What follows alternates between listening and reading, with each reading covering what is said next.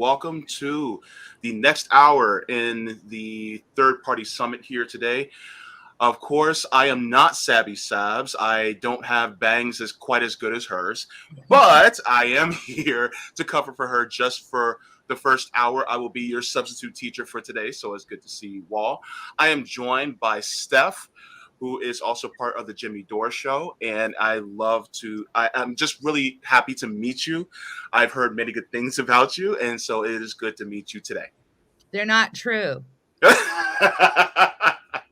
Whatever they say about me is not true either. So all right. Yeah. I think this is so this is a really exciting event to be at right now. I think it's funny that I'm a moderator. Let's do this. Let's do this. I'm curious already who you folks are and what you actually stand for. And so, James, I'm going to follow your lead. I'm going to let you control this, and then I'll get bossy and interrupt when I don't like how things are going. What are the rules, I guess, today, James?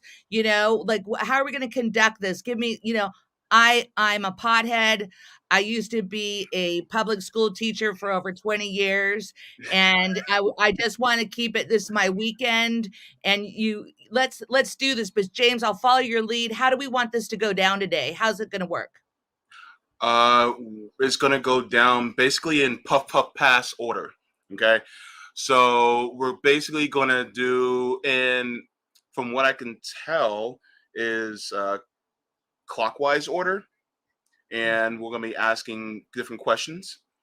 And so I know I said, we're gonna give them a certain amount of time. Are we gonna go, hey, you got 2 minutes, wrap it up, or oh my God, can you stop interrupting or anything like that? We're gonna try to wing it and see. Okay, great. All right. Yeah, because I'm good at winging it. Okay. All right. So at first, if you guys can take about 45 seconds to 1 minute to each introduce yourselves.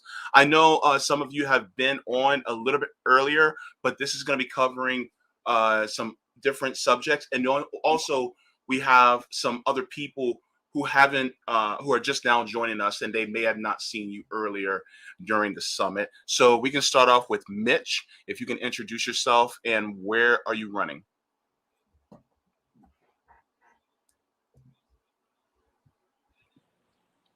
Sure thing. Hey guys. Uh-oh. Looks like Mitch dropped out.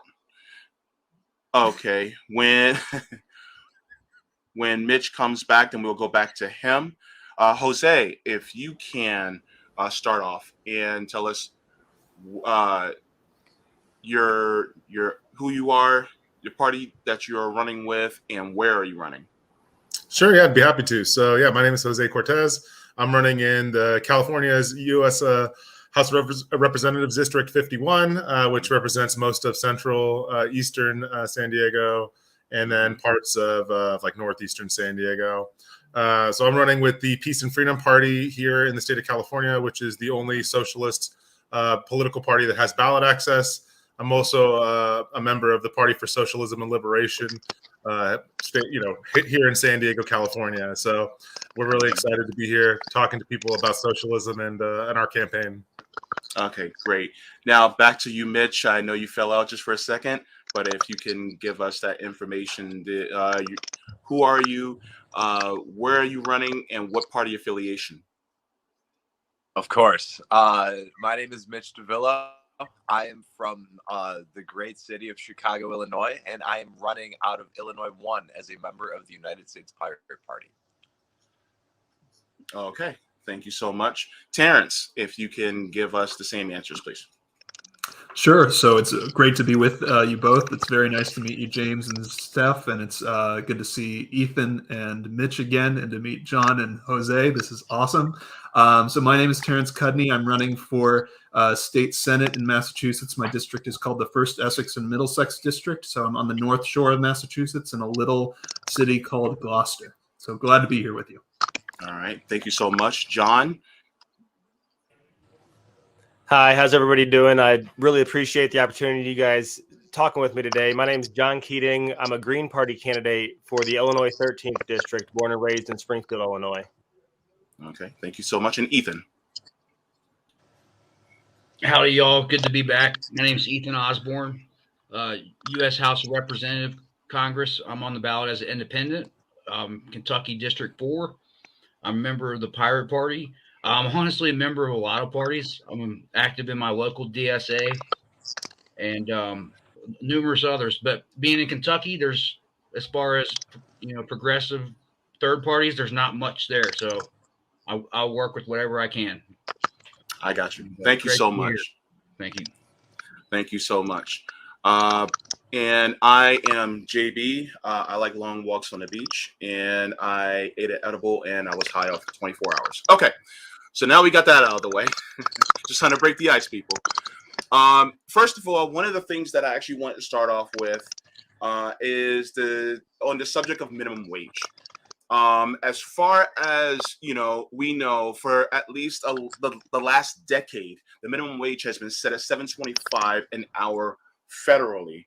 I want to go back in clockwise order and get your thoughts on minimum wage. What do you think it should be set at? Do you think that a minimum wage should be set federally? What are your thoughts? I'm going to start off with Mitch. So everyone talks about a minimum wage. First of all, the minimum wage is way too low right now. It's $7.25 is chicken scratch, and I think $15 was good 10 years ago when they first started campaigning for it. I think if we're talking minimum wage, I think 20 minimally is what you have to start the conversation at, $20 an hour. But if you're asking me for personal opinion, I actually think we need to introduce a maximum wage. Not a minimum wage. We need to start looking at, we are taking tax away from people who worked for that money. And then we're saying, you worked for it, you spent your time, your effort, your energy. Now we're going to take some money off the top of it. I feel like we should put a wage cap at $1 million a month, $12 million a year. This is a Jesse Ventura suggestion. I remember. Where he said that at $1 million, if you can't figure, I'm sorry, how did he phrase it? He called them leeches, basically. But just untaxed first million, 12 million a year. If you want the million, it would provide opportunities for worker co-ops is another way that this would work out. For example, if a boss makes $6 million, but he has 12 employees that each made $500,000, well, I think that's fair. That's no tax. He spent as much as he earned. But it's not like that right now. And until we get to that point, we need to focus on minimum wage, which is $20 an hour, which is what I would set the minimum at. But I think we should be focusing on working on a maximum wage. I think currently income tax hurts the working class more than it helps anything. Okay. Thank you so much. Jose, what about minimum wage? What are your thoughts on minimum wage? Should it be done at the federal level? Do you think it's too low, too high? What are your thoughts? Definitely, the federal minimum wage is way too low. I mean, here in Southern California, $7.25 is laughable. I mean, considering that for the city of San Diego by itself, it's $15, and people are still struggling. A 1-bedroom apartment here is $1,800 a month. And that really kind of, I think, brings attention to the fact that we're talking about minimum wage, or we're talking about what it takes to survive in a capitalist society, when we're kind of dissociating, I think, as a society, that away from our labor already, that we're contributing to build the wealth of society. So right now, people are routinely, at least where I live in my area, 60-70% of their monthly take home just on rent and these other kind of things. I mean, if we were talking about, the conversation for a long time was $15. We need to increase the wage. And like the person before me was talking, Mitch was saying, $15 was good 10 years ago, but for certain areas, I mean, it's not even, it's what we have now, and it's not even close to what we need. And even $20 in itself isn't enough to really have what I would call like a thriving wage, right? We need to have, I think, a wage that's tied to directly the needs of the people in the communities that we're talking about. And I think the federal government really needs to step in to tax these large corporations that are benefiting just without any sort of inhibition, without any sort of check on profiteering off of our labor in the middle of a pandemic, in the middle of a global kind of economic downturn, essentially. And I think, if we're going to be talking about minimum wage, we should be dissociating away from just like a set number when, as we've kind of seen with the ruling class in this country, they can just basically shake things up, raise costs, like we're seeing in housing and food and gas. And we should be fighting for, I think, a minimum wage that is proportional to what our expenses are for housing. We should be fighting for examples that exist in other countries where, like in Cuba, for example, there's basically a cap on how much your rent can be proportional to your income. And I think we should be trying to adopt methods that existing socialist societies have used to help combat a lot of these, the material conditions that we have here in a land that, frankly, the issue isn't scarcity, it's abundance, and the ruling class's, efforts to keep us away from our abundance that we've created. So, I think definitely the minimum wage is too low. We need to combat that on the federal level, and we can do that by unifying as a working class against the billionaire elite that are right now, hoarding industrial and finance capital and telling us there's nothing that they can do for us besides have us fight for the scraps.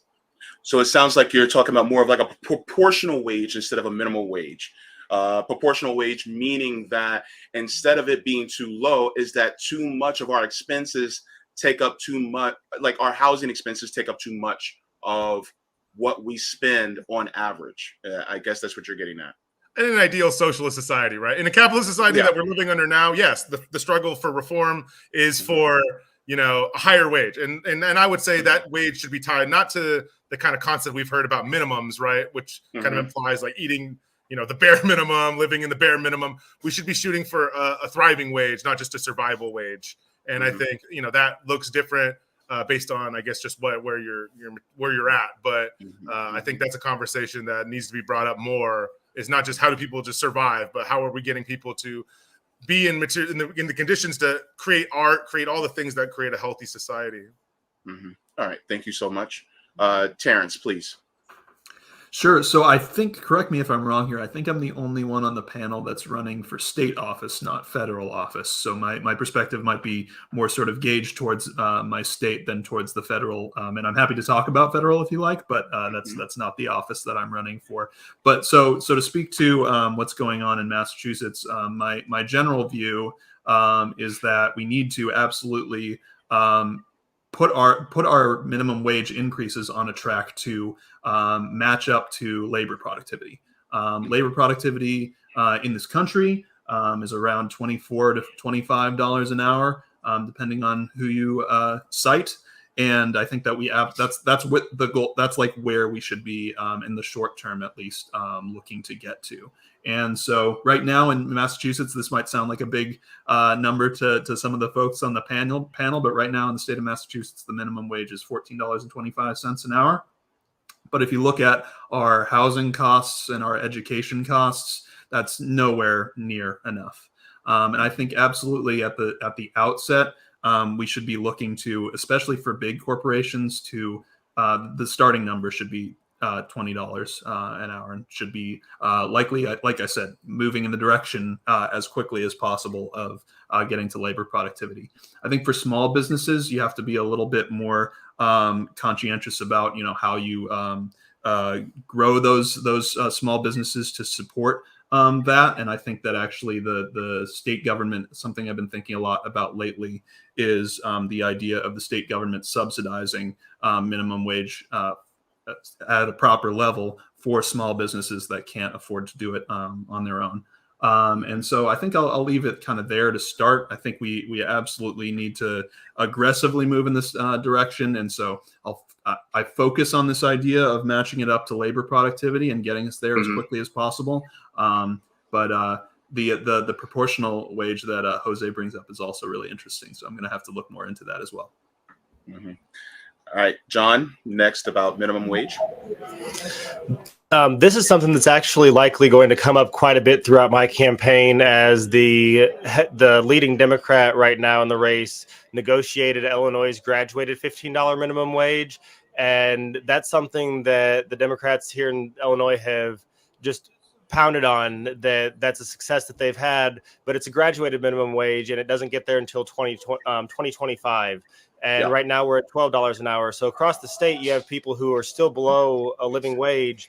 And that's something that needs to be addressed. Yes, the proportional that Jose brought up is something that's huge, because here in Illinois, we have Chicago and then we have rural Illinois, where the cost of living obviously is drastically different, but $7.25 as a minimum floor is definitely far too low, and we need to get the national level up to something far more sufficient, $15 to $20 an hour, and then work with the major metropolitan and higher cost areas from there.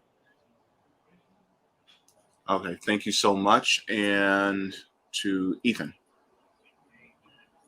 Yes, thank you. I think everything that everyone said already, I pretty much agree with.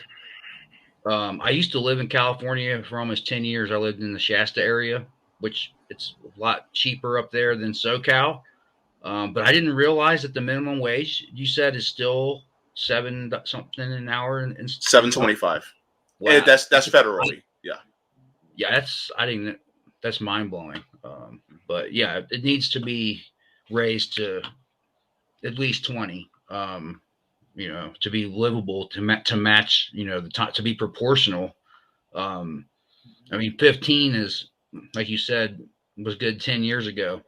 Now that's bare minimum. Now in my state of Kentucky, saying 20, anything above 20, there people, of course, the bourgeois are going to go crazy over that. I understand a lot of people who have small businesses. They can't. If you can't afford to pay your employees a livable wage, then you probably shouldn't be, having employees. You shouldn't have a small bit. Now there are other perspectives too. Like there needs to be, if they are going to raise the minimum wage to something that high, then yeah, they're going to have to subsidize some of these small businesses. I mean, when I do side work, like I work, I've worked in forestry and tree work for almost a decade, and I'll do side work sometimes, and I'll have to I climb trees, and I'll need a ground man sometimes, but I'll pay the ground man the same that I would make. I will split.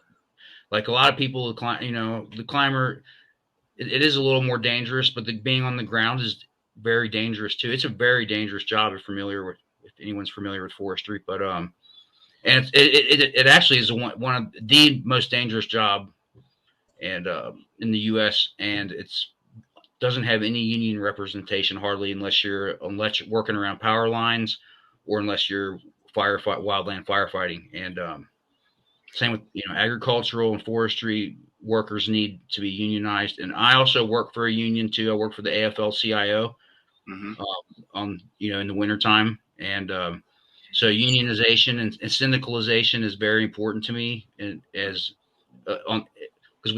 voting is one aspect, but labor organization is another really important vehicle for change that we need to work on. So, and I also, and of course, yes, the maximum wage I fully support. Stef, wanted to also chime in with your own question, a follow-up question to this as well?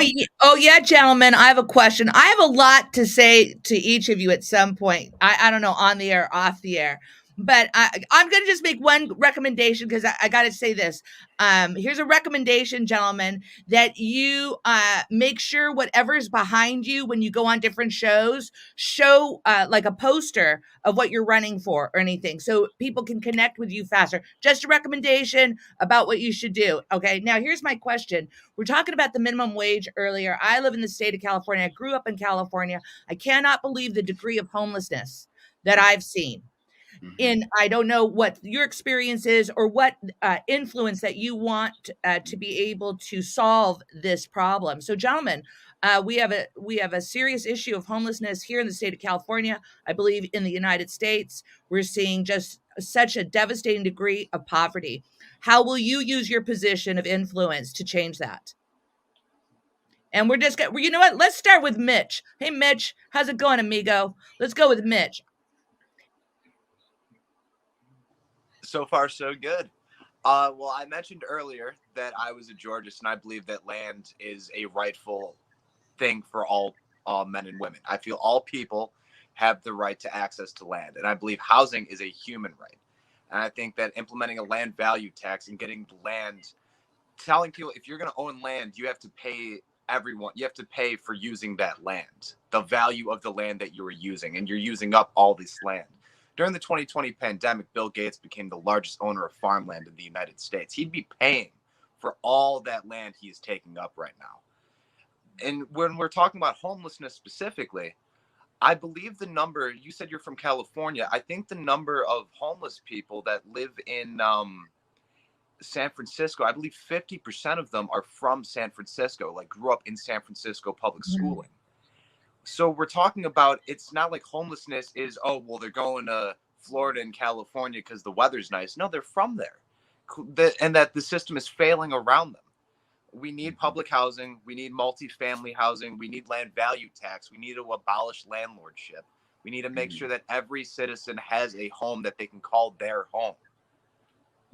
All right. Thank you, Mitch. I appreciate that. How about John Keating?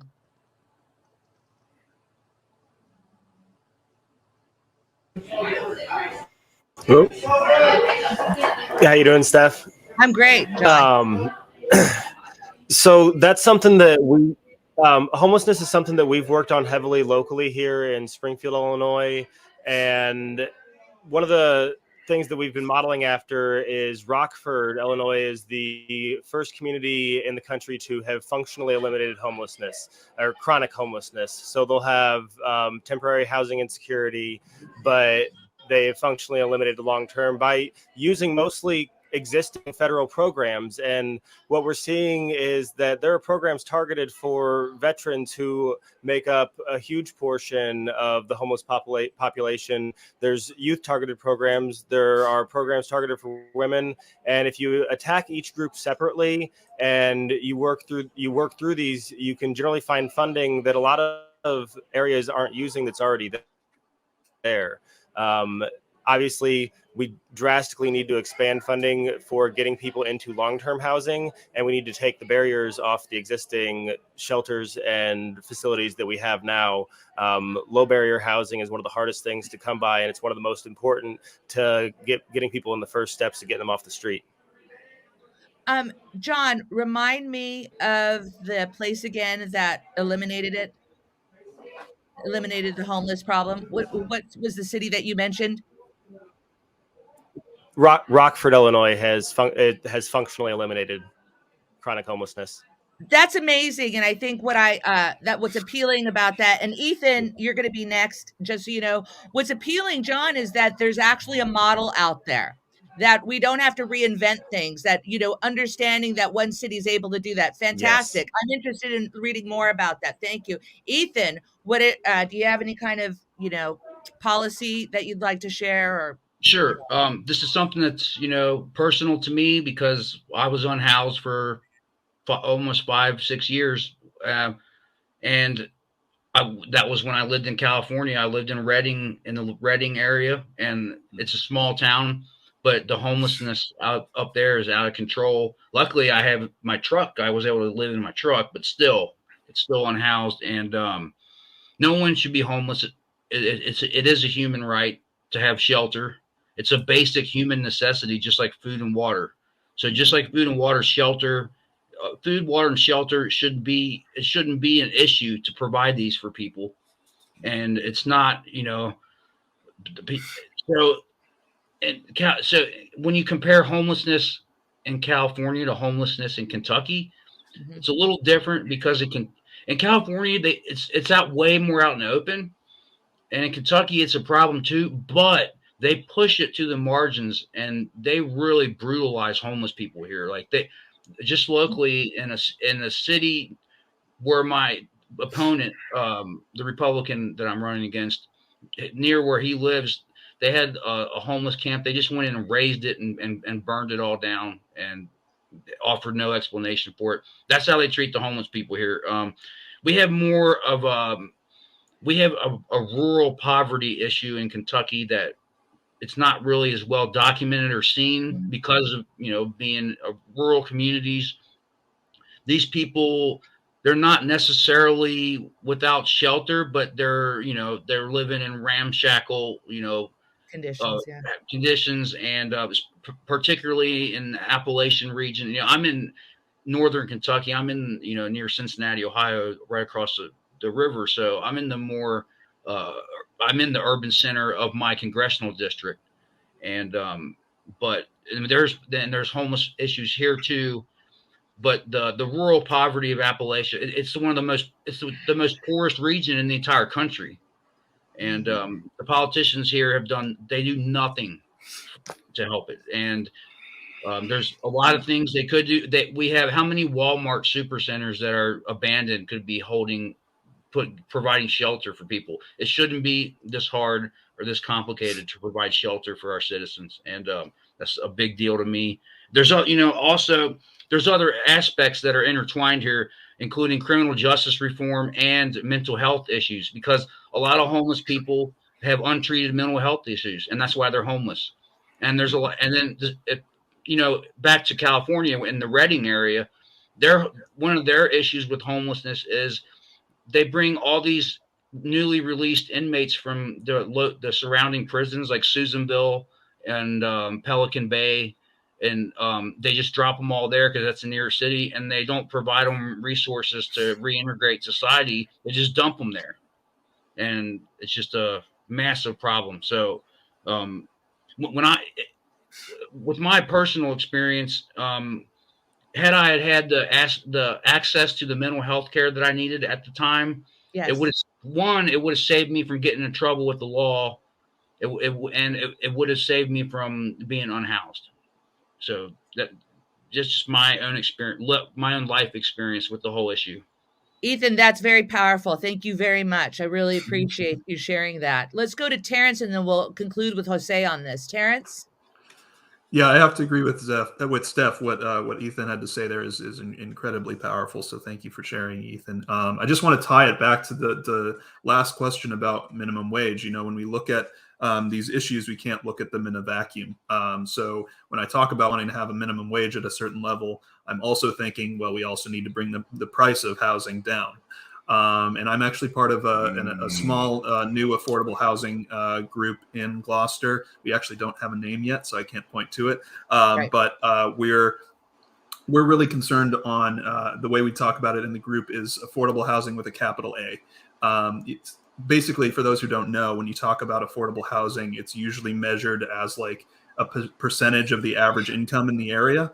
And so people will say, should it be 80% of the average income? That should that be the measurement, or should it be 50%?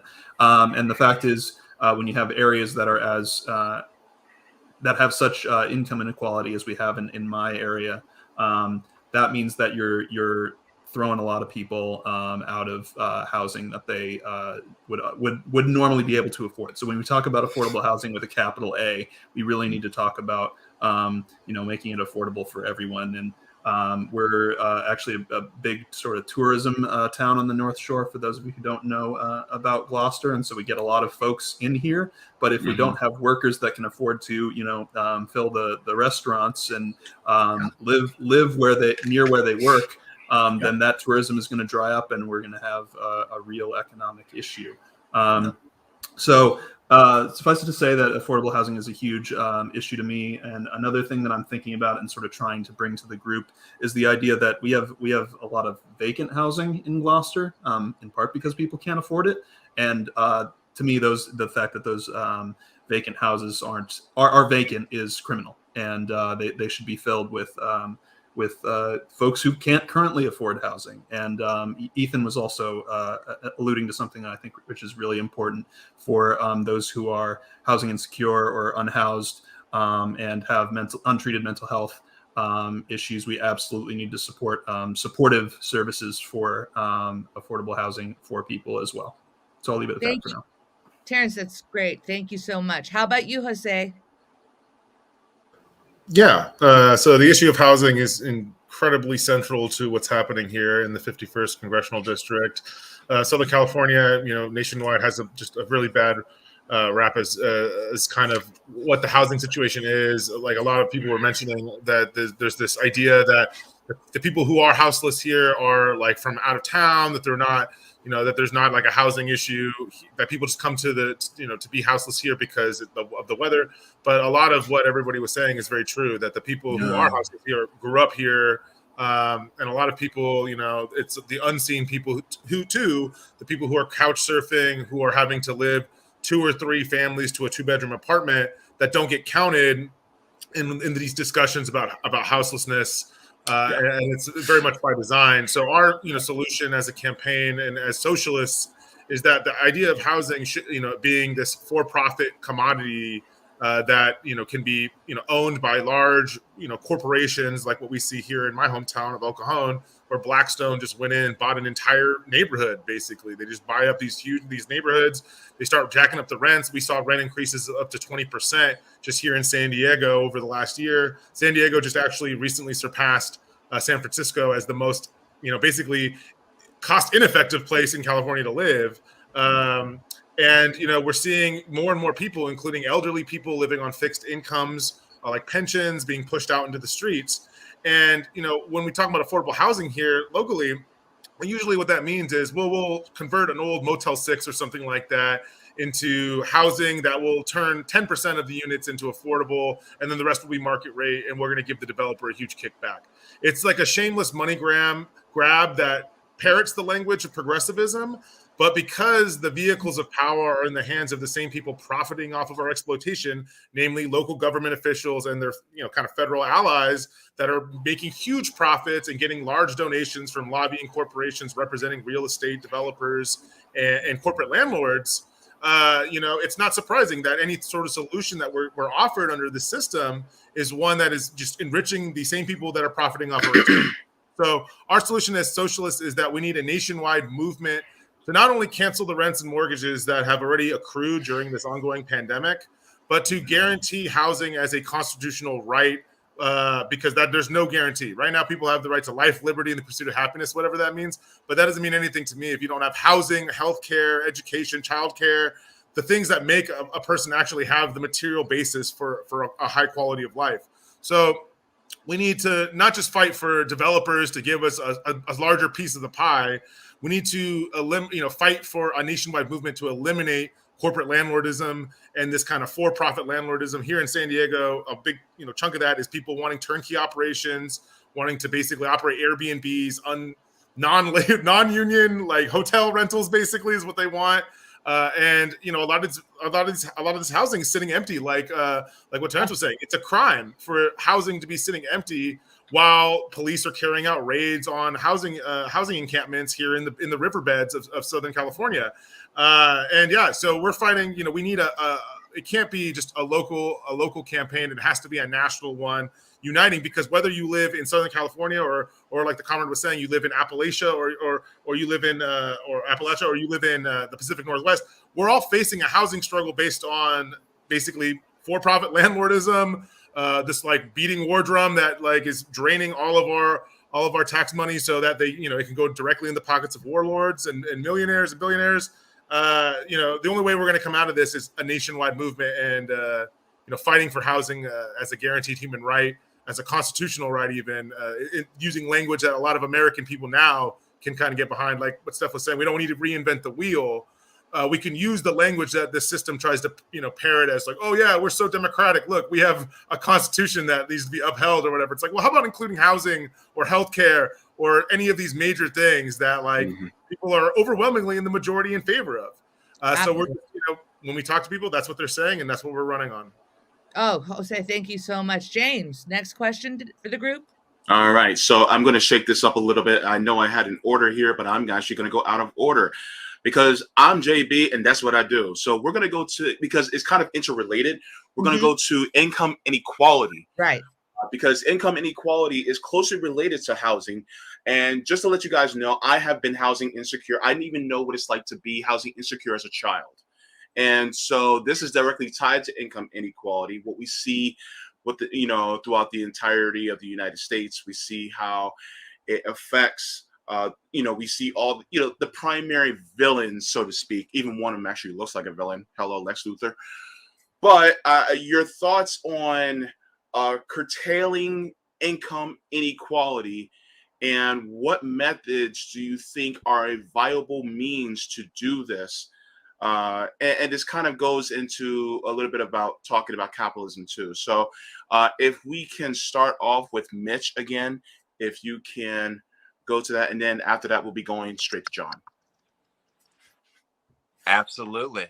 Well, I think I just have to double down on two policies I've already spoken about. Is I think a land value tax needs to be implemented, where I feel like land ownership is one of the greatest qualities of income inequality, where owning land is a human right, and I feel like anyone who is taking up use of land should have to pay back the community for using said land and taking it away from other people and viable options. And number two is the maximum wage. I feel like working class people, small business owners, they shouldn't be paying taxes if they're not. When I say maximum wage, I think about like 2020. There was a day where Jeff Bezos made 13 billion in a single day. When we're talking about a maximum wage, I'm talking about the second you hit $1,001,001, you're getting taxed 90 cents to the dollar. At that rate, Jeff Bezos is still making over $1 billion that day, but he's getting taxed on money he didn't earn. Mind you, every bit of profit in our capitalist system is exploitation made from the worker's profits. That the worker made those profits for the business owner, and he is taking advantage of it. That is what profits are: stolen wages. And until we get to the point where we have worker-owned and operated businesses, which I think should be the ultimate end goal, I think a maximum wage would be the way to get there. That's the first thing we should do to implement it, to get to that point. And I think that would help with income inequality. Yes. Okay, thank you so much, John, on the subject of income inequality. A few things that I really think would have a huge impact on income inequality. One of the things that's part of the Green Party's Green New Deal is a federal jobs guarantee.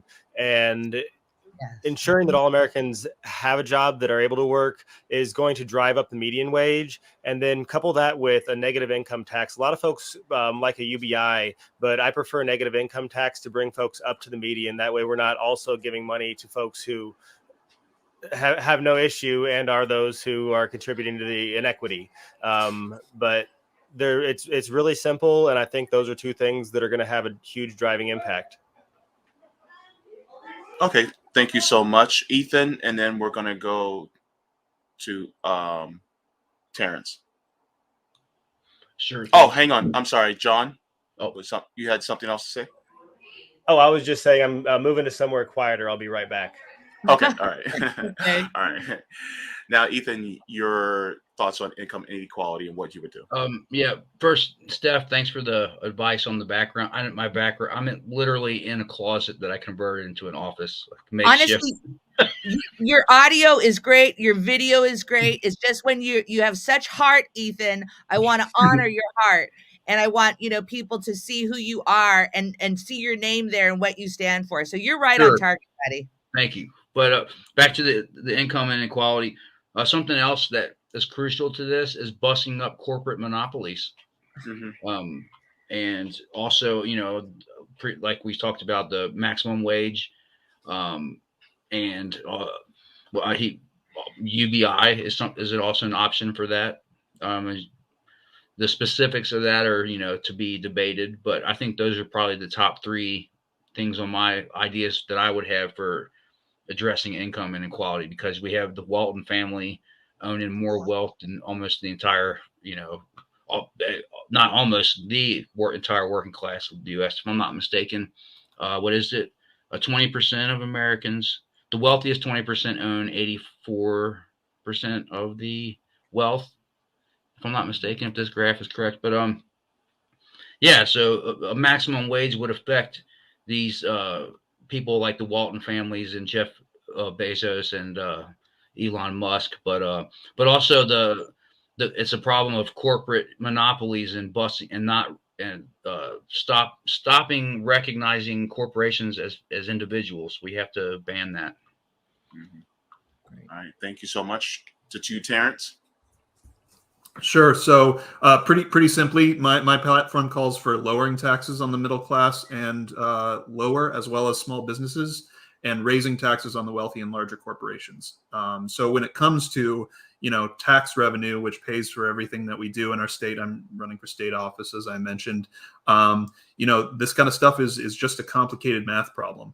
And so the question is, how do you grow the pot so that you can do more for social services for people? Well, you do that. You lower the income on those who are struggling to afford their taxes. The income tax, I should say, on those who are struggling to afford their taxes, and you raise it on the wealthier. And I think it's pretty simple in that aspect.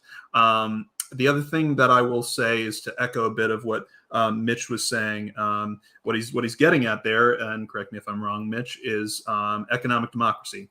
And this is a concept that we don't talk a lot about in circles outside of this one, these kinds of ones, which is the idea that we need more democracy in our economy, and we need to incentivize that through tax incentives. We can do that at the state level. We can say, look, we want to give you a tax break for converting to a worker co-op.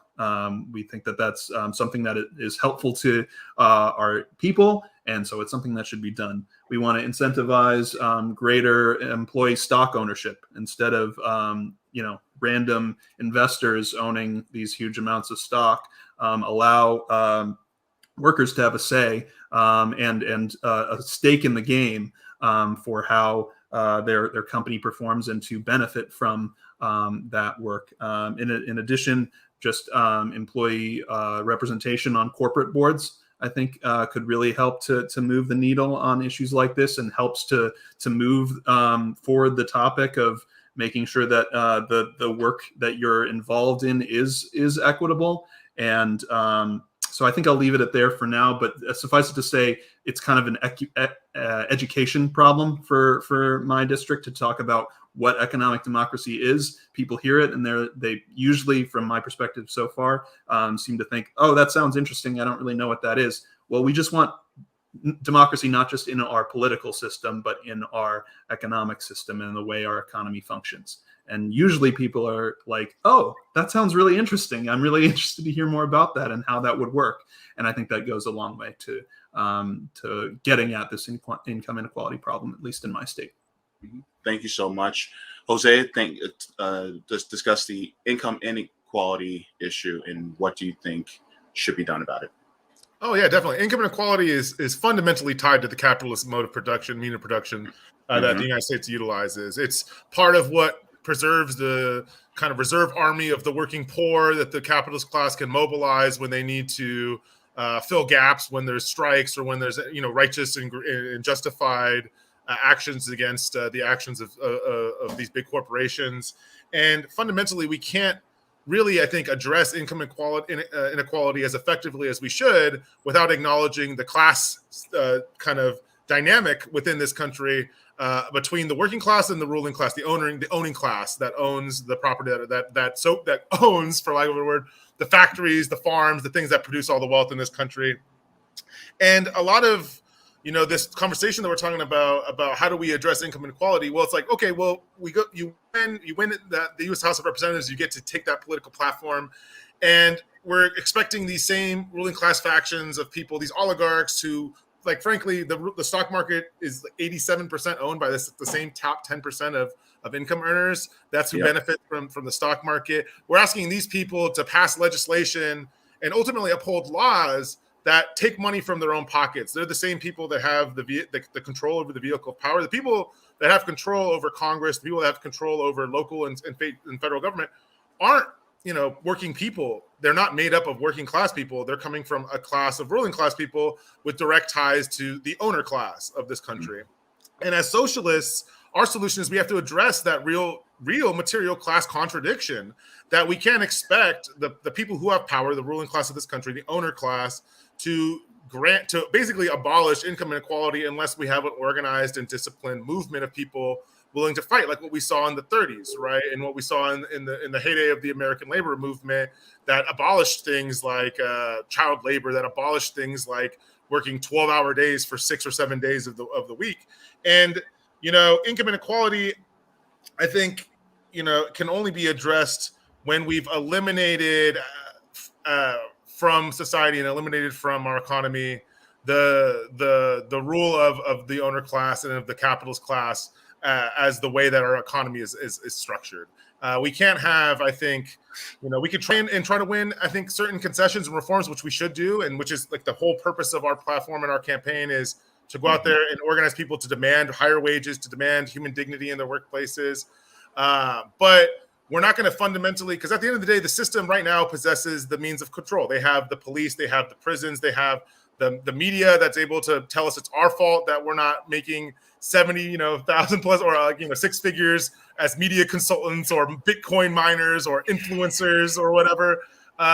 There's all of this superstructure and structure that's there to keep us away from actually having control over the means and modes of production that we have to use. I think really, we got to fight for those reforms, but we have to really fundamentally address our enemy, not as just individuals within the current economic structure or like benchmarks that we should be trying to reach for like dollars that we earn per hour or something like that. I think we should be shooting for control over the means of production, creating a society that is, not based on just producing as much garbage as we need to just increase a profit, but based on what people actually need, the amount of housing, the amount of material needs they need.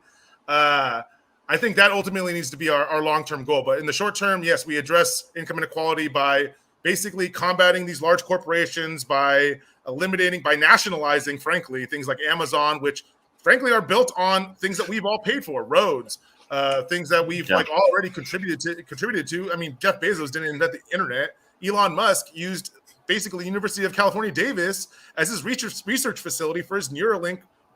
I don't even know what you call them, nightmare experiments that he's trying to do. So, I mean, like our public resources are already going into creating all of this wealth. It's just privatized and held away from us. And we need to nationalize that wealth. And that's how we can abolish income inequality. You make it illegal. Mm-hmm. Thank you so much for that. I just wanted to add one comment from myself. The wealth inequality is a means that is by design to keep the rich powerful, because they need you to be impoverished in order for them to have as much power as they have. For the rich, especially billionaires and multimillionaires, it is extremely dangerous for them to have the resources that they have, because now they can steer the nation in which way they see fit and take it out of the hands of the populace of the people. And so one of the reasons why I say that is this is one of the reasons for taxation, as I am, a little bit of a student of MMT, is that the taxation is used in order to keep, having so much power in the hands of this small group of people and keeping it within the power of the hands of the many. So, Stef, your next question and or follow-up question, if you please. All right, gentlemen, I was a public high school teacher for over 20 years. I mean, over 20 years. And I valued the idea and concept of public education, that everybody has access to that. And, with all my years of experience, we see in different communities, some communities are in despair and some communities are just soaring. It's a very broad question, gentlemen. What is your vision? How does it fit in the future for how you see it? How do you want to utilize public education? What do you think needs to happen to public education? What would be like the perfect scenario? So it's very open. It's kind of an open-ended kind of question for you. What's your vision? How do you see it? What are the concerns? Up to you, gentlemen. And let's go right back to Ethan Oz. Ethan, you're stealing my heart. Go ahead. Thanks. All of you are terrific. This is really so informative for me. All right, Ethan, what do you think about it? Well, I'm glad you picked me, because my mom was also a teacher. She was an elementary school teacher. She taught kindergarten, K through 5. And the the local elementary school where I went there too, actually. And that school needs to be rebuilt. It's crazy. I don't want to get into it. It looks like a jail. It doesn't really have windows. It's one of those style of schools that was built in the 80s. Really weird. But anyways, so this is a pretty complex, complicated topic. But I'll start by saying I feel like the education system overall is just completely inefficient, especially with the curriculum and what people are taught in their public education. And so, like, looking back, I wish, if I knew now what I know then, or maybe I got it backwards. Like, I wish when I was in high school, I would have went to vocational school and learned a trade while I was in high school. That way, when I graduated, I could have went straight into a union and be retired by now. But instead, they had us learning a bunch of BS that I've never used since. And then I ended up going to college. And in college, I feel like the general studies, I understand the need for some things, but the 2 years of general studies for a bachelor's degree, that could have been taught in high school. And the stuff that, it could have just been more efficient, and I could have learned a lot more if that time would have been used towards what I was studying instead of all this other stuff. And they do that to just milk money out of people. And then on top of that, you pile up all that debt. I think my college debt was about 40 grand I have a bachelor's in geography, and yeah, I got racked up at least 40 grand in that. And we have to forgive the student debt. That's a major issue. And I am extremely lucky that mine was recently forgiven because of my veteran status. Okay. And that was like a major deal for me because it helped my credit repair, because now that that's gone, my credit score has started to rise to where I can actually get a loan for my own place instead of renting, which I've been doing my whole life. So so that's one thing. I'm just looking at some notes. Back to the class dynamic that Jose mentioned earlier, that applies to education too, because the rich have their own system of education and the public schools are neglected. And you got the charter school issues. Like, if it's the same. All these topics, really, it all boils down to the same things of inequality and access to, equal access to all of these things, including education. The rich have their own education system, just like they have their own criminal justice system. It's the best courts we can buy and the best education you can buy, and the underclass are neglected in every single thing we're talking about, and education is part of that. So I think we should probably get rid of charter schools, maybe but ban private schools altogether. Ethan, I really appreciate your response. I think, sharing the concept that there's a lot of inefficiency in public education. And I was at a school that they constantly were saying, go to college, go to college, go to college. Let's make sure the kids go to college. And I kept saying, not everybody is meant for college. Where are the vocational? Where are the trades? Where are these experiences that kids need to get that otherwise the public education can provide something, but that real experience of having a mentor or being in a trade, they got rid of wood shop, metal shop, anything that was hands-on. They've got rid of that. I'm going to throw this now. I'm going to go with John, and then we'll go to Mitch, just so you gentlemen are ready. So, John, what do you think is what's your goal with education? What are your concepts? Just 1 second, Steph. But right before I go, I just want to say that I am a product of vocational education. I actually took commercial foods and culinary arts right out of high school instead of going to college. So I don't have college debt. So that's one thing I can definitely say. So I thank you so much for that.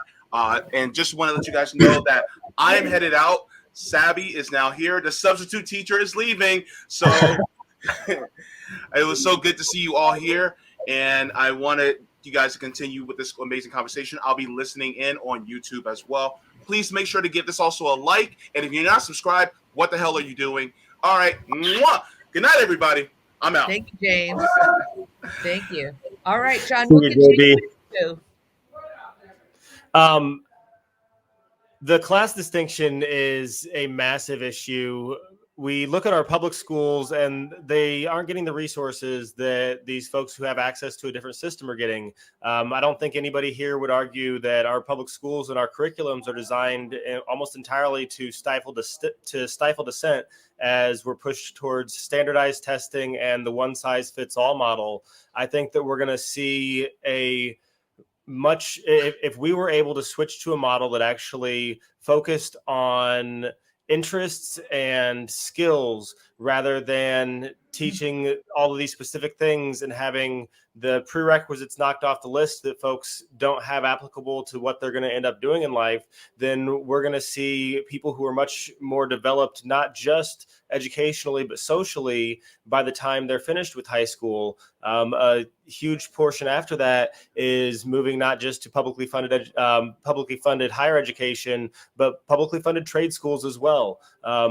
I am not the product of a specific vocational program, but I am the product of learning a trade after high school rather than going to college. And it's something that it's not built for everybody. And we've been pushing people towards this for-profit system. And that's entirely what the push towards higher education for degrees that aren't as valuable as they're being portrayed as has been. It's just feeding into capitalism more. So publicly funded higher education, publicly funded trade schools, and actually focusing on the individual student's needs rather than a one size fits all, and providing the resources for that is massive. Instead of defunding our teachers, we need to reallocate the funds from these programs like the police that we've seen aren't effective and put them into places with new technologies and new standards that we know now work. All right, John, thanks so much. I'm going to go with Mitch next, and then we'll go to Jose. So, Mitch, what's your response on education, amigo? So likewise, just on the subject of police, I'm from the greatest city on earth. I'm from Chicago, Illinois. And all our police stations are state of the art, and our schools are not. We have a big problem making sure that the police get all the funding and that our schools are left to the dust. We also have a big charter school problem in the city of Chicago. Like Ethan, I'm very anti-charter school. One of my big problems is that they're publicly funded but privately owned. Yes. And to the fact that in Chicago, I don't know if it's still the problem. It was one of my biggest problems. They weren't allowed to unionize the charter schools in Chicago, which I've heard that disgusted me beyond belief. Education is a privilege, not a right. Information should be free and accessible. And I believe that in our day and age that we are using it as a for-profit model, and education. I didn't finish college. I ended up leaving school. It wasn't for me. And I wish I had realized that, but I was on a path thinking that it was a must do, must pursue. I have to be on this path. And I know kids that also left school who were in far, far more debt than I was. That I actually have a friend that is no longer with us. And I'm sure that had something to do with it. What I'm trying to say is when we're talking about education, we need to focus more on the actual subject of education. Right now, it's for profit. We don't care if kids finish or not. We'll throw them here. Here's a bone. Here's an extra 10,000. You'll have to pay it back eventually, but here's so you can get in right now. Give us 6,000 right now. It's not a system that cares for the people. If you want to be educated, you shouldn't be punished monetarily for wanting to be educated. Yes. Mitch, thank you so much. All right, let's go with, do I have Jose? Sure, yeah. So education, an important subject. My mom's an elementary school teacher my entire life. I worked as an in-class aide for children with special needs for several years and have seen very just clearly what the state of our education system, both in the public side of things and also the charter school side of things, is.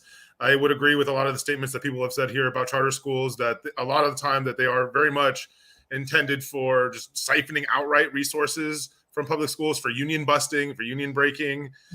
That is definitely very much my experience with charter schools, despite whatever kind of aesthetic they try to apply to the outside of them as like, oh, progressive or whatnot.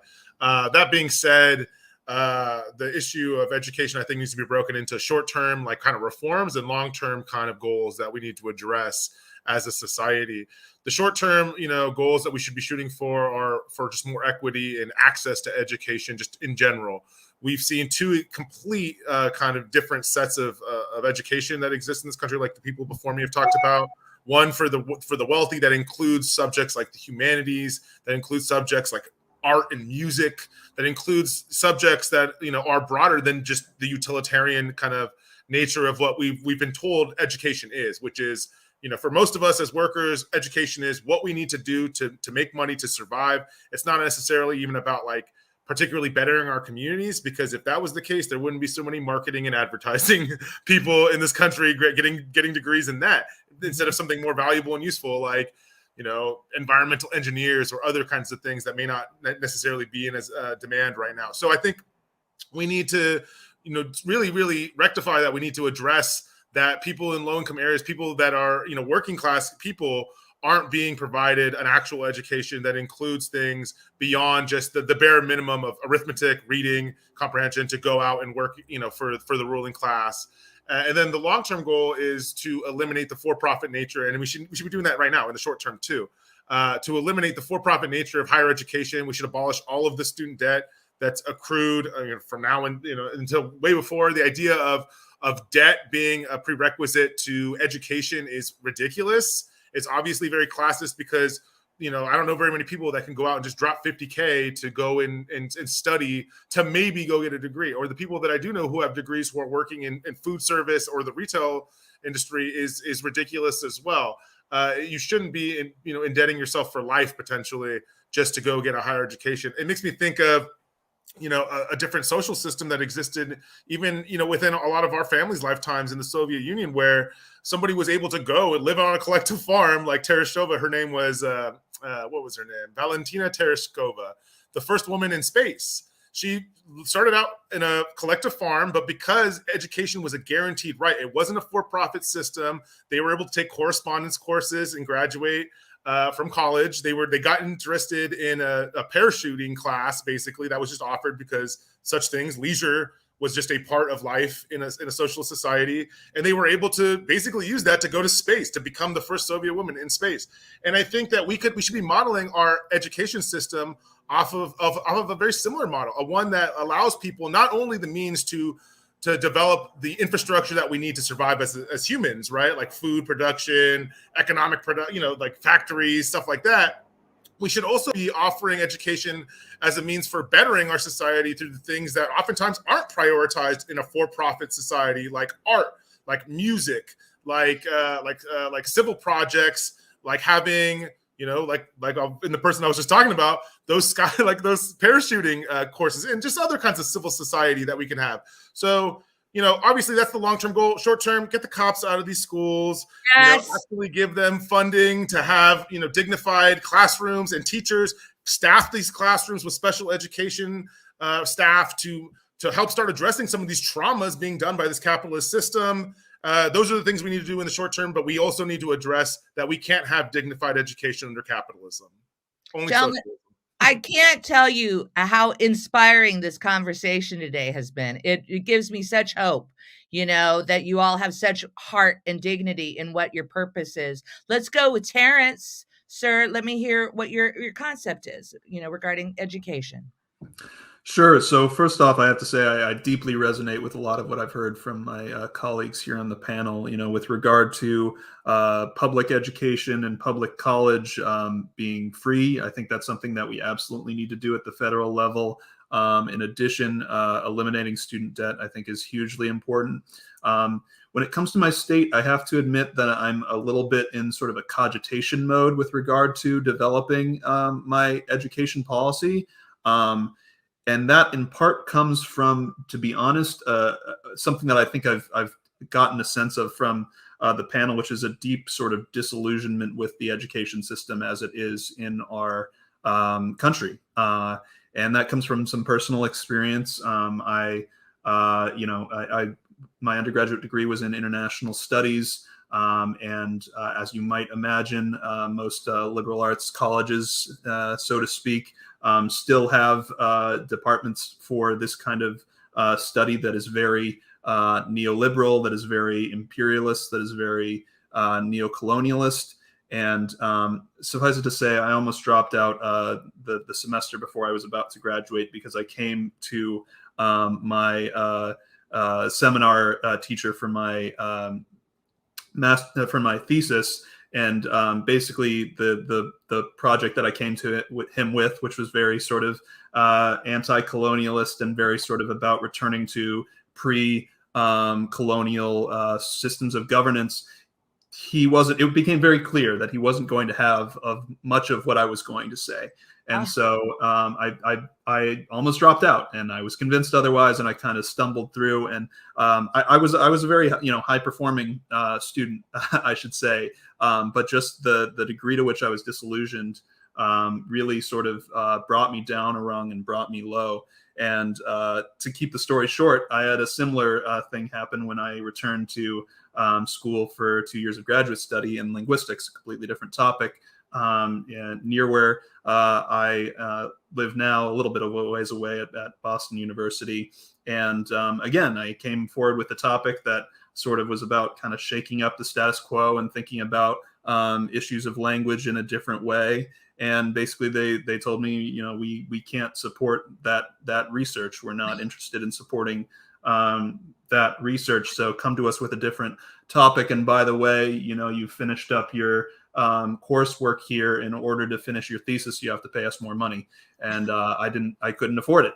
So at that point, I did just go ahead and drop out. And so basically, when I look at education, I absolutely think we should support the better funding of public schools. But really, I think we need to look more broadly at how we educate as a country. And it goes to a lot of what folks have said. And part of that, I think, is recognizing that cognitive diversity is a reality, that people learn different ways and people have different approaches to how they understand education. And we should work to personalize education in an equitable way that doesn't overwork our teachers, by the way, but also works to establish better standards for online education so that students can learn in a way that works best for them, and also re-envision an education system where you're entitled to a decent and fulsome education regardless of your economic status. And so I'm still like kind of in a thinking mode about the formation of policy for my state here, but that's my general thoughts. Thank you, Terrence. I think that is exactly what we need to hear, that experience and how you're still grappling with it. And of course, we're going to hand it over to Sabby. But before we do that, I just want to say, look at you, John Keating. Let's fix it. I love that you went and got the sign, John. You're in the moment. I love it. All right, Sabby, back to you. Hey guys, sorry I'm late, but I'm here.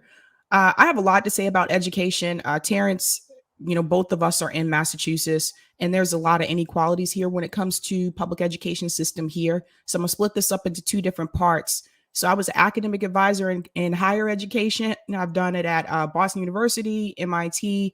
I also worked in K through 12 as a teacher's aide. And one of the things that I can tell you is that in reference to higher education, if you want to attend a four-year university, I highly recommend, if you can do so, that you do so outside of the United States, in a country that has free college, because the student loan debt, it's not worth it in the end. I know all of my friends and we all have student loans. One of the things I think that I saw is I would repeatedly see students graduate with all this student loan debt. These colleges here are very expensive. And they would get salary offers that I knew there was no way they're going to pay off their student loan debt. So It doesn't make sense at this point in time to go that route. If you can do so, I just recommend that if you're going to do that, you do that outside the United States, or you go into some type of trade if you can. In reference with K through 12, Massachusetts is number one in public education, but that's only because of the schools in the suburbs. The schools in Boston are not good. The schools in Worcester are not good. The schools in Springfield are not good. And I think it's important to remember how we got here in the first place. Why are the schools in the inner city underfunded and under-resourced? This goes all the way back to the New Deal, and a lot of people don't talk about this. Some of those policies that FDR had for the New Deal did not apply to Black families. And one of those policies was housing. So when white families moved out of the city and moved into the suburbs, they took their money with them. And the Black families were stuck in the inner city schools that were now underfunded and under-resourced.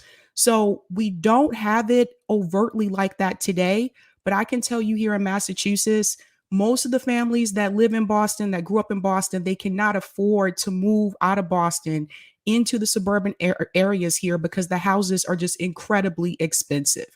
So I think one of the things that has to be fixed, we really have to get property taxes away from public school funding, because obviously people that live in the city don't own as much. Most people rent in the city. That's the big part of the problem. I'm not sure exactly how to fix that, but one suggestion is to fund public schools with federal dollars instead of the state dollars, instead of property taxes. That just has to change. I think charter schools have got to go. And what I've seen happen in Massachusetts, instead of fixing the schools in Roxbury and Dorchester, they just build more charter schools, and the kids have to test into those schools, and most of them don't get in. Or they have a lottery here, education lottery in Massachusetts. If your family wins the lottery, then you can hop on a bus and go to school in Newton. And the schools that are very, funded, well funded here in Massachusetts, it shouldn't have to be that way. It's 2022 and kids are still being bused to school. I really can't believe it. So I think that, again, at the end of the day, I think this all goes back to the funding and the money and the way that the states spend the money. And I really encourage all of you to try to shift your focus just a little bit onto local politics, because this is where we can implement the most change.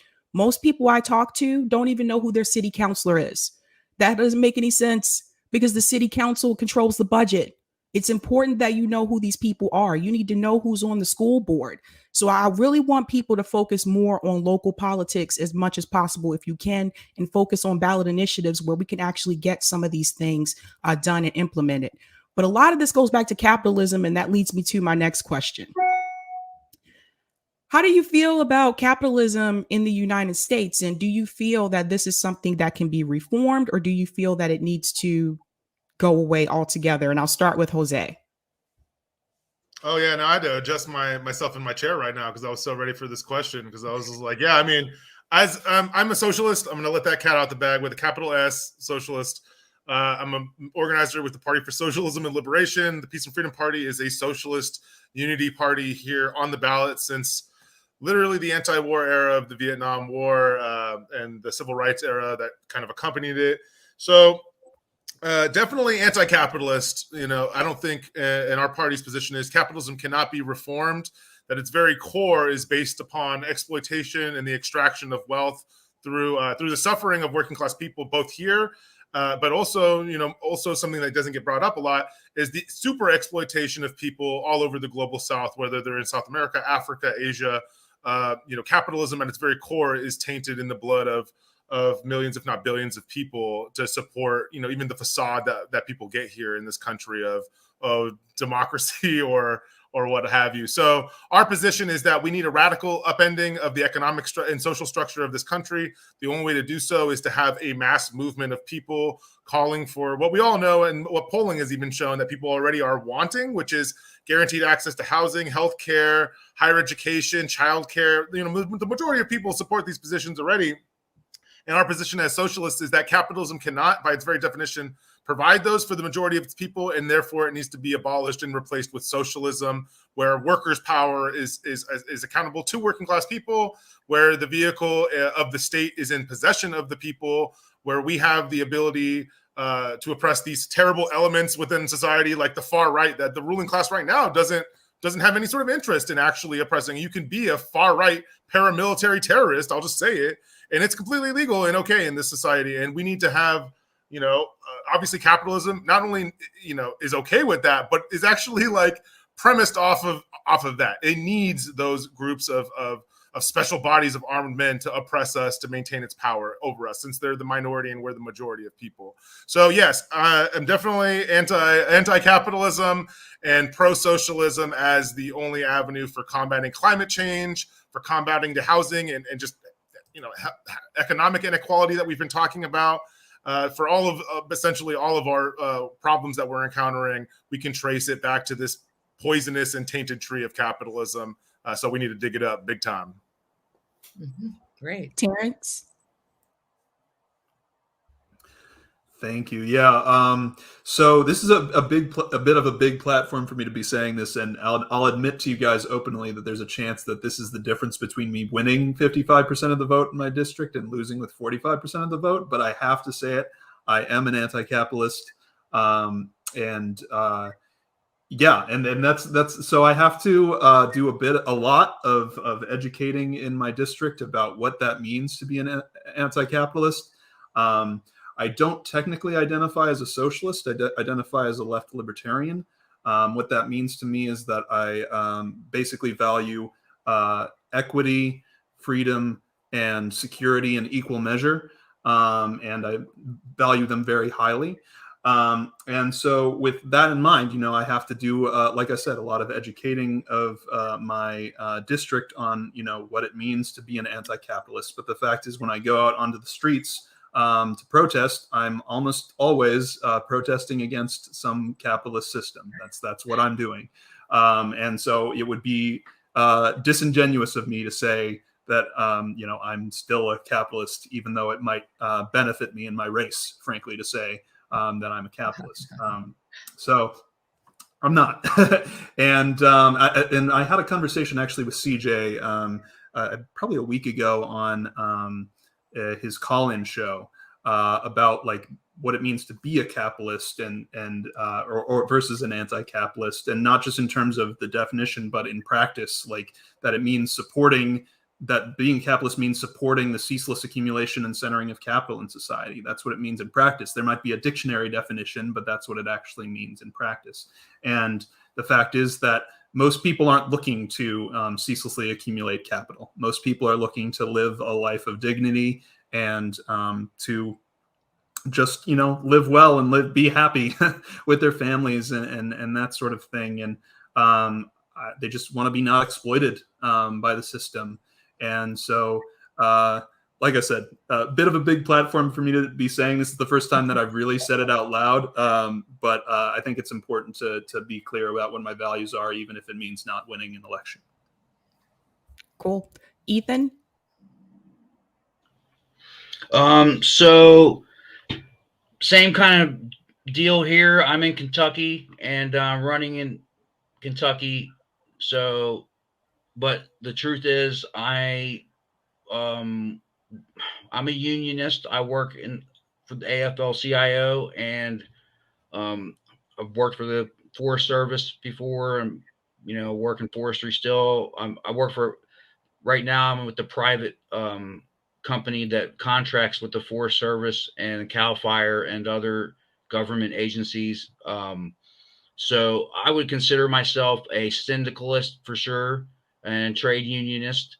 And I know that, we live in a capitalist society, so we have to operate within its framework, but it's doomed to fail.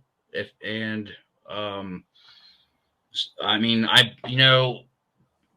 term redneck comes from, the Cold Wars here in Appalachia. And so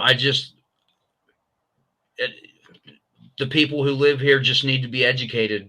And I know that I'm probably not going to win. My chances of winning are very dismal. It's possible, but the way that, for me to get on the ballot, I had to get all 400 signatures, and I was trying to get 1,000 extra, and I just ran out of time because I'm doing so much other stuff like work and school and stuff. And So I ended up getting the 400, and it was really tough to do. I mean, because I'm doing it by myself, basically. I mean, I'm affiliated with other parties, but me going door to door, getting the petition signatures, that was all me. And um, even with getting on the ballot, it was really difficult. And I'm lucky I was even able to get on the ballot, because a ton of my signatures were disqualified, because they sit there and they go through all of them. And if it's not precisely filled out to the T, and also the Board of Elections people here in Kentucky gave me conflicting information repeatedly. So, I was told, okay, you don't have to have the city on there. You just have to have the zip code. And then they were like, oh, you need to have everything, or what. They were nitpicking everything. And I had exactly 400, which was just crazy. But they can, now I'm just saying, so if I did win, let's say just in some parallel universe, I actually won, and my opponents could challenge my signatures, and they could be brought before a judge, and they would find something to disqualify them. So yeah, I mean, I'm not running this to pander to people to get elected. I'm running to force issues on the candidates and try to deprogram people and into the truth. So the truth is, capitalism is oppressive and it's a failure, and we have to figure something else out if we want to survive. John? Yeah, as everybody has stated so far, capitalism is inherently exploitative and violent. I'm a green eco-socialist. I'm a member of the Young Eco-Socialists, so I am a socialist. I believe there's a lot of things that we need to nationalize if we are going to see the quality of life that anybody in this country deserves. Unlike some of these races, I don't have to worry about saying that out loud, because I'm kind of the socialist boogeyman in our area for the Democrats and for the far right. But like Ethan said, we have to, the ballot access issues that we see are a symptom of capitalism. The things that Terrence was speaking about, protesting in the streets, are all symptoms of this system of capitalism. And until we, as Jose said, uproot it, we're not going to see any benefit from it. The Democratic Party is just as bad for voters as the Republicans are. The Republican Party, they disenfranchise individuals, whereas the Democratic Party disenfranchises parties. In 2020, we had ballot access relief, thankfully. But here in Illinois, the Democratic Party got ballot access, or the major parties got ballot access relief. And the third parties, I have to get 5,000 signatures compared to the major parties' 400 signatures. And they do that because they don't want the people to have other voices other than things that are benefiting the systems of capitalism that they're bought and paid for by. Thank you. Mitch? And just bouncing off that point of only needing 5,000 signatures, let's be clear, we only need that because we just had our census redistricting, where the normal third-party ballot needs like 5% of the last election signatures. So normally we would need to get like 15,000 or in that ballpark, depending on your district. So only needing 5,000, which is a lot, is a blessing. I couldn't believe it. But I'm sorry, that was a tangent. What was the question again? To bump there, that's why I'm running for U.S. House rather than state rep again this time, Mitch. How do you feel about capitalism? Thank you. Oh, it's awful. So it is minimum input, maximum export is how you can really label it down to the bare minimum with capitalism. And when you're looking at that, you're looking at how exploitative it is. You are trying to pay your workers as less as you possibly can so you can get the biggest profit margins as you possibly can. You're going to be looking at, well, can I get it cheaper here so I can get it for the most here? We let the United Fruit Company overthrow Central American governments. Jose, you're the one who mentioned, I'm disgusted. I'm a very big believer in Pan-American relations that we need to improve. our relations throughout the Americas. I've said when I was last on here that the United States Empire has done a great job taking the word America and American and only meaning it to be about the United States and the United States citizens. Americans are from the Americas, and we need to start repairing relationships throughout them. We took democratically elected Salvador Allende, and we had a military coup and overthrew him because he was trying to nationalize coal in Chile. It said, hey, this is Chilean coal, not the U.S. oil coal company coal. And we overthrew him. That's the end goal of capitalism. That is what we're looking at when we're talking about capitalism, and it's unacceptable. We need to move towards systems that benefit the people. I think worker owned and operated with everything is the way to do it. And until we get to that point, we need to continuously beat down the system, because capitalism, the fact that some U.S. states are now considered tax havens in the world is disturbing to me, especially when you're talking about the United States, where poverty is among the worst of any first world country. They said that poverty in Alabama was worse than they've seen in some third world countries. And I use third world in the sense of what Western media refers to as third world countries. It's disturbing to me that we can get to this point. I feel that in no good conscience can you call yourself a capitalist, knowing what capitalism has ravaged upon the world and what U.S. capitalism has ravaged upon the world. I'm very much anti-capitalist, anti-U.S. capitalism especially. Well said. I'm going to pass it to Stef for the next question. Hey, all right, Sabby, it's so good that you're here. I'm so excited that you get to meet these gentlemen. And okay, what's your number one issue? Gentlemen, what's your number one issue? What's that issue that has fueled you, that's gotten to you here right now? What's that number one issue that just is inspiring you to go to the finish line? And we're going to go with Terrence, then John. Sure. So I wanted to really quickly, if it's all right with you guys, I wanted to quickly go right ahead. Respond to some of the comments, because clearly people do not understand what left libertarianism is. A lot of people don't. So this is something that Mitch was talking about when he was talking about Georgism. That's a left libertarianism concept. To some folks, people are saying, do libertarians support public education and free education for all? Yes, this one does, at least. What is the pro debt? No. Do libertarians believe in Medicare for all? This one does. Yes, absolutely. Do left libertarians also build their own freeways? No. Okay. So I just wanted to, address this a little bit because I think people need to really look at these terms and understand. When I talk about being a left libertarian, that doesn't mean that I don't find a lot of solidarity with socialists, with communists, with folks on the left. These are my comrades. These are the people that I build my coalitions with. So I just wanted to kind of address that head on. To the question about my biggest issue, the way I put my biggest issue is that I consider myself a real democracy candidate. What that means is I want to actually really get at, and this means, confronting the duopoly head on.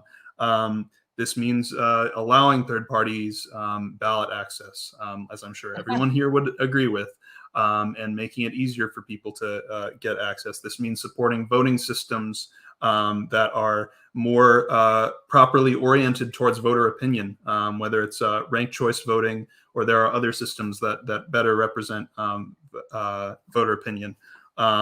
In addition, I think we need to build coalitions regionally for issues that are, as I believe someone alluded to earlier, very democratically popular. If we were a true democracy, we would have Medicare for all. We would have free public college. We would have a lot of these things.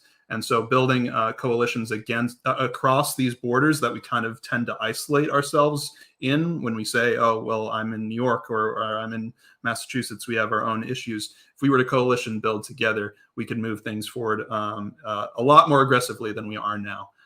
So I think I'll leave it at there for now. But thank you for letting me respond a little bit to some of what I'm seeing. And Terrence, if I were to go to your website, would that you have that definition for your position? If I were to go there, do you have that explanation? I actually don't, but I definitely should. Given the comments, I definitely should. I think you should. I think that's great. Hey, we're gonna go with John next, and then Ethan. Go ahead, John. Similar to Terrence, my main focus with this is almost an umbrella issue, is working class solidarity, because I think that a lot of people don't realize how many of the things that we fight for as leftists that affect people on the right, people in rural America. My flagship issue specifically is healthcare. Improved Medicare for all, nationalizing doctors, pharmaceutical companies, hospitals, because if we just push Medicare for all, then it's just going to become a feeding trough for these companies that are already, what people don't realize is they're not even healthcare companies, they're holding companies. This is Wall Street that pushes these policies out, and you pay into them every month, and if you don't use them, the payments just go in for stocks and bonds and their investments. Growing up, my dad was diabetic and my sister was as well, and we saw, even with good health insurance, how much that cost our family and how that made it harder for us to scrape by. And as I got older, I actually ended up becoming an insurance agent for about 3 years. And I sold supplemental health insurance, which is insurance that pays out-of-pocket expenses for when folks go through major things. And I sold it to folks in rural America, small towns and counties, around folks and farmers around Illinois during the 2015-2016 election season.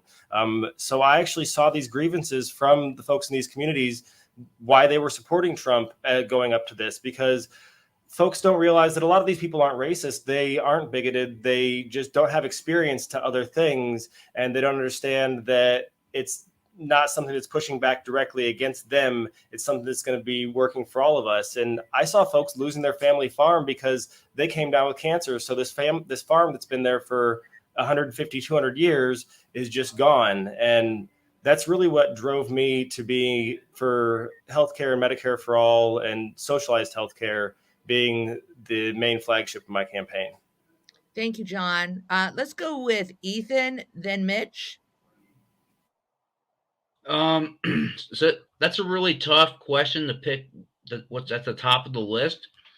But I will say, like, honestly, what really got me started into this was when I had to move back to Kentucky from California to evacuate from the wildfires. Basically, I mean, I worked, on wildfire cleanup and prevention when I lived there. But as far as my family, just constantly having to evacuate from these wildfires, we moved back here because it was just getting too hard to deal with. And so when I came back here and then remembered a lot of the reasons I left Kentucky. One of the biggest reasons I moved away from here was because I had an injury that I couldn't get treated here because I couldn't afford health care. And that was one of the things that appealed to me about California was maybe I had a torn ACL for like 3 years, and I had to work with the torn ACL for 3 years, and it was excruciating. I mean, I couldn't even bend my knee, and I had to work like that for 3 years. And then, I mean, there's many other reasons I moved to California too, like trying to grow weed there was one, and for the green rush. And like I was explaining earlier, people go out there just like the grapes of wrath. They think they're going to get rich, and they end up working as serfs in the middle of nowhere. It's crazy. People know about that.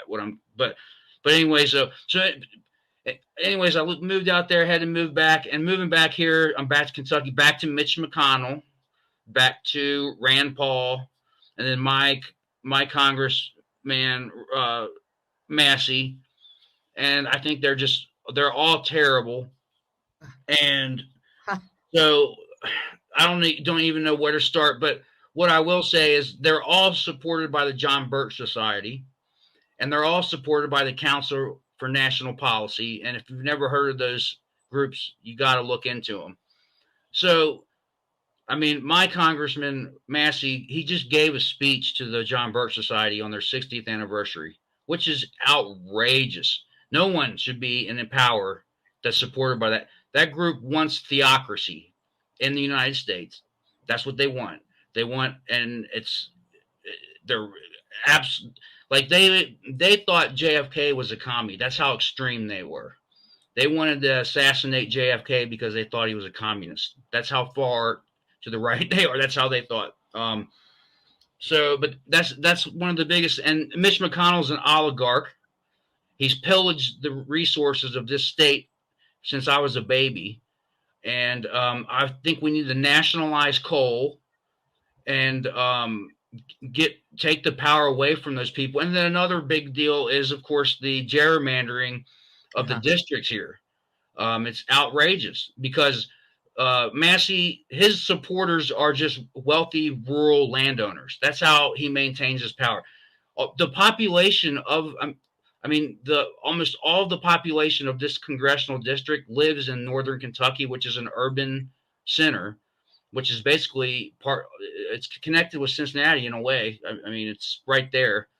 And it's made up of 3 counties, Boone, Kenton, and Campbell County, and they're all mostly urban populations, and they don't have any representation in this district, hardly at all. And so this district is 14 counties, I believe, and they're mostly rural counties and made up of wealthy white landowners. So I want to see real direct democracy here. I want to see the filibuster abolished. I want to see an end to gerrymandering. I want to see ranked choice voting, criminal justice reform, and nationalization of our resources, decriminalization of all drugs, decriminalization and unionization of sex work. My website, oz2022.us, has my platform. So I can't pick something at the top because they're all connected. I hear you on that one, Ethan. Thank you so much. Again, what was your website? oz2022.us. All right. All right. Let's go with Mitch and we'll conclude with Jose. Sure thing. So I'm 25 years old. I didn't finish school. I work at a pizza place. I am not a typical candidate. And I think that's the point. I don't think that there's any working class people who think they have the power to go out and run for office. And I chose the United States Pirate Party because I think that they're the most honest party for me, that they allow me to be the most honest candidate, to be the working class man fighting for the working class. And I wanted to run because I think everyone should be able to do the same thing that I'm doing. I feel like everyone can make a difference if they just go out and make that attempt to do so. Everyone has their opinion and their opinion matters. They should be able to fight for that opinion. And a big thing for me, if they send me to DC, the Pan-American problems that I've addressed earlier, we need to fix our relations with the Americas and the Caribbean. That is my number one. We have not been a good neighbor. We've been an empire of the Western Hemisphere, and we need to correct that issue immediately.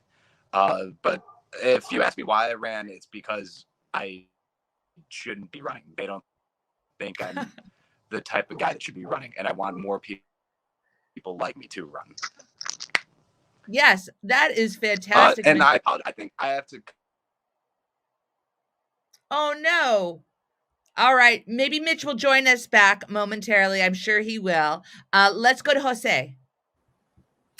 Yeah, no, the thing that gets me up out of bed every day and to keep doing this, going out, knocking on doors, identifying myself very publicly as a candidate for public office is, my belief and its kind of validation in history and just the world that we live in. That socialism is the liberatory force that's going to actually bring about material change for the people I care about, the people in my community, my family. I met socialists in the parking lot of a police brutality uprising in my hometown. I was not a socialist. I met socialists there, and it made me a socialist, seeing that they had a path towards liberation that could actually not only made sense, that it was something that involved not just screaming into the void of the internet and lamenting at our righteousness, the purity that the world didn't recognize within all of us. It was something that was rooted in dollars and cents. It was rooted in power, in the application of force against an authority that is currently using special bodies of armed men to apply their will to all of us collectively as millions of people. And it really appealed to me as a person dominated by colonialism here in the United States, here in the belly of the imperialist beast, like people have been talking about, that has oppressed so many people. I mean, let's not mince terms. That my experience as a Chicano person here in this country is very radically different than other people in this country based on the kind of history of my community in this place.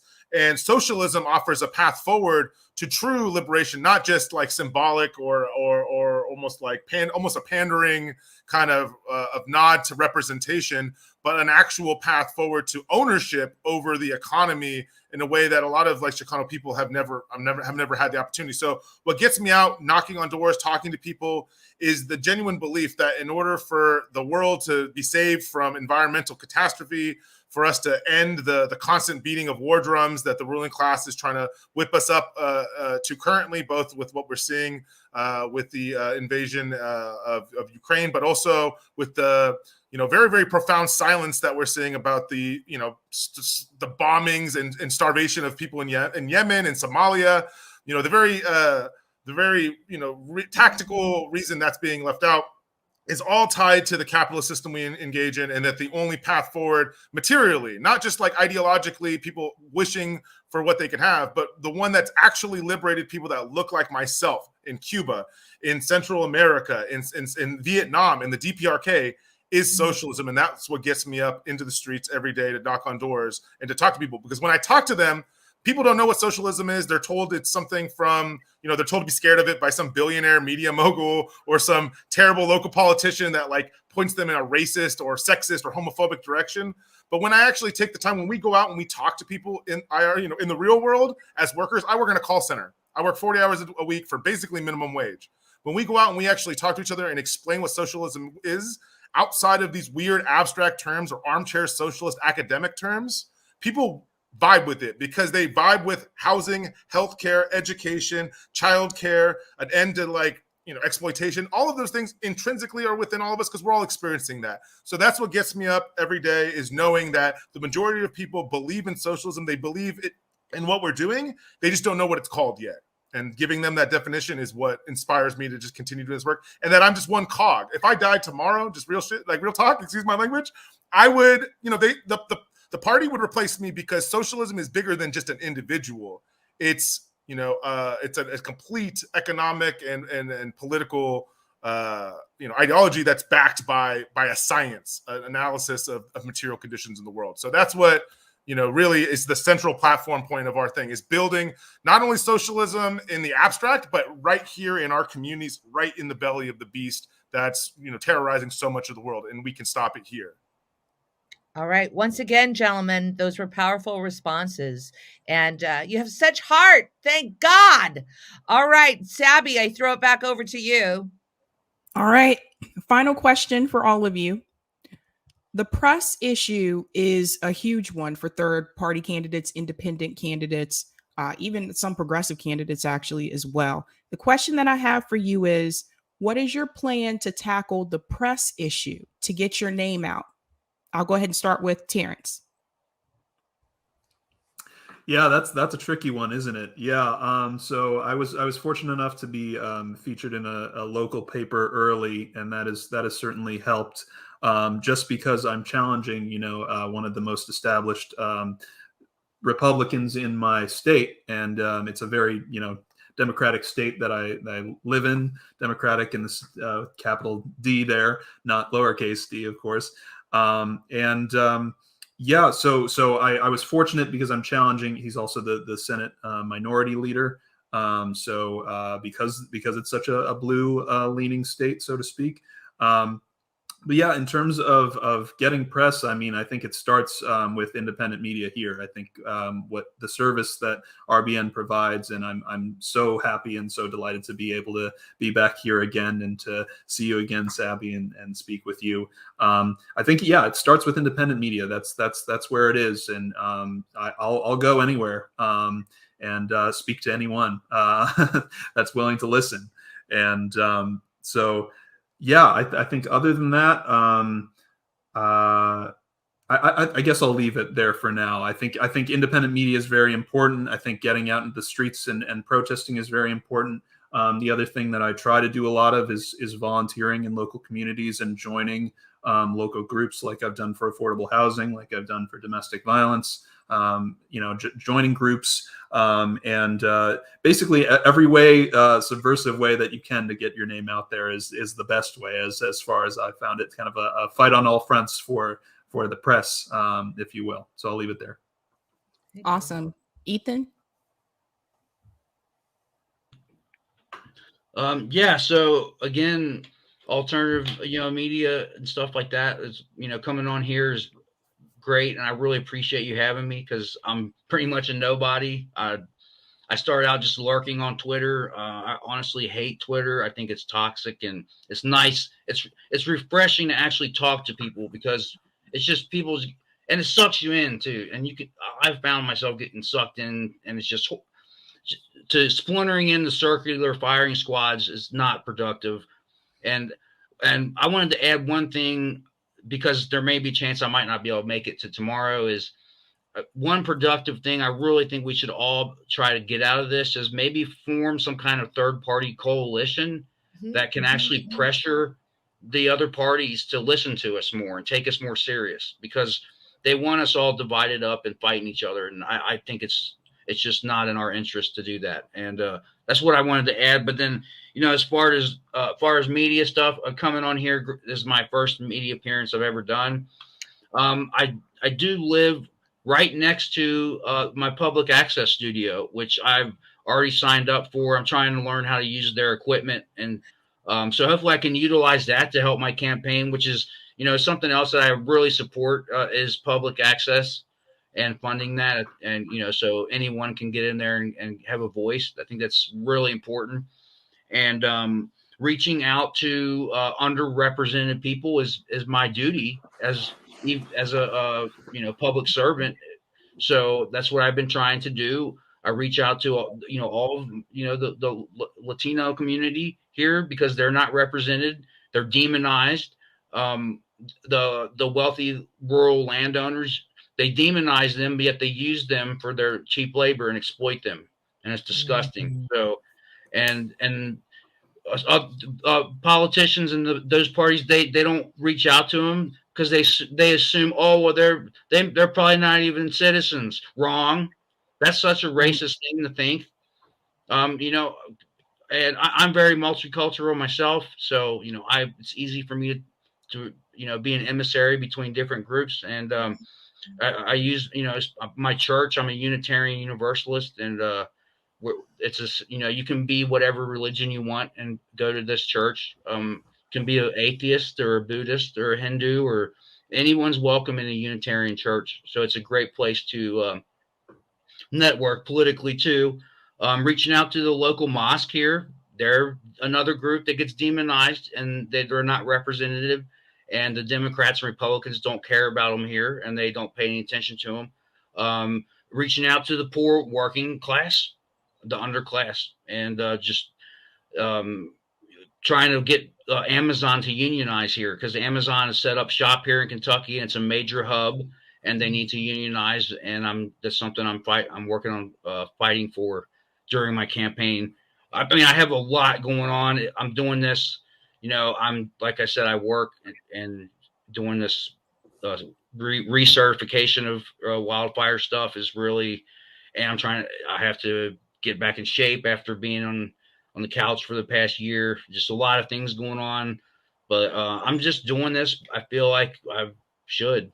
I feel like it, I'm worried about my son's future, and I want to bring us all back together. And it's the past 4 years. It's just been it's traumatic for how everyone's families have been torn apart, and had problems with my own family over politics, and it's horrible. And we have to heal the wounds and move on together. So in solidarity. So yeah.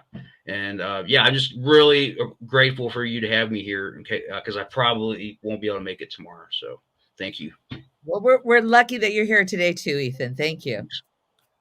Yeah. Awesome. Real quick, John, then Jose. And I think some people are trying to come on for the next panel. All right. All right. Well, so I'm in a unique position. I got lucky in 2020. I went viral for advocating in favor of public health precautions and masks at the beginning of the pandemic. If anybody has seen it, it's I was in a P100 respirator, and I had a sign that said, "If requiring a mask infringes on your rights, so does having to wear pants in public. #Dicks out for COVID." It trended for a few days, and from then I got fairly I got attention for things I've been doing my entire life. My dad was a union organizer, so I've been on picket lines against sweatshops since I can remember. During Occupy, we learned that you have to create your own media and make sure that your message gets out there and that you're taking pictures, you're taking quality video so you can disseminate these, not just to get the message out there, but to dispel anything that is incorrectly put out about what you're doing. And then when George Floyd was killed in 2020, when he was murdered, folks just kind of asked me, what do we do? And so I helped organize the initial rallies in Springfield and was very active through that. So when I ran in 2020 for state rep, they really didn't have a choice to black me out like most third-party candidates do get, because I had already been receiving the media attention before I had announced and kind of blindsided them by the candidacy.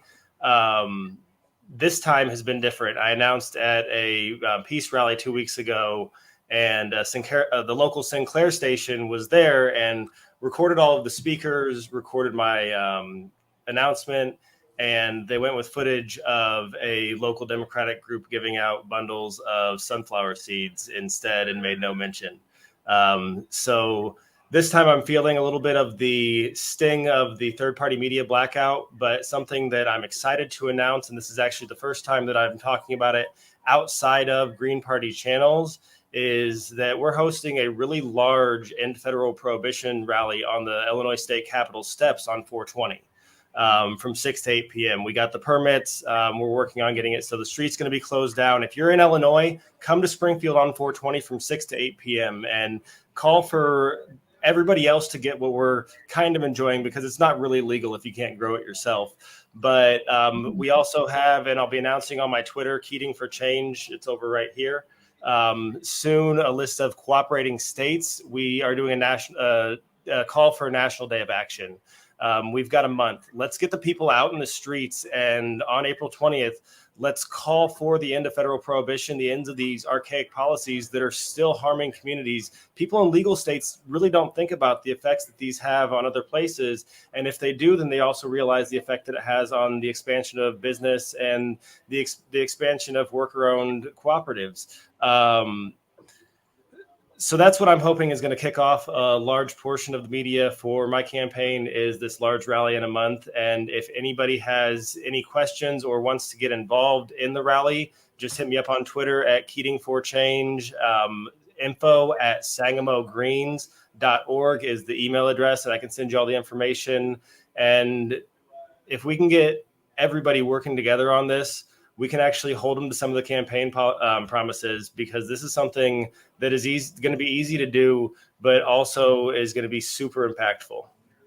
Awesome. Really quick, Jose, we have like 4 minutes left. Yeah, no, I'll be very quick then. So just about the media blackout. I mean, for me, myself, we've been fortunate enough that we've been able to secure a place in our voter registration guide booklet here, which goes out to hundreds of thousands of people. That was a very uphill battle. We had to raise thousands of dollars, but our supporters, because it's obviously anti-democratic, they don't want working class people like ourselves to actually, be able to have a statement in a book that's going to go out to so many people. So we were able to do that. We utilize third-party media. So there's great resources with Breakthrough News. Liberation News is, a newspaper aligned with the Party for Socialism and Liberation.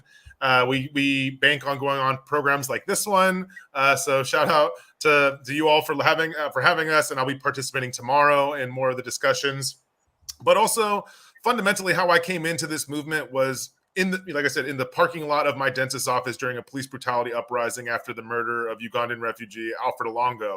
And fundamentally, what continues carrying me out in this work is that I don't really abide by this belief that the halls of American democracy are so hallowed that civility must reign supreme.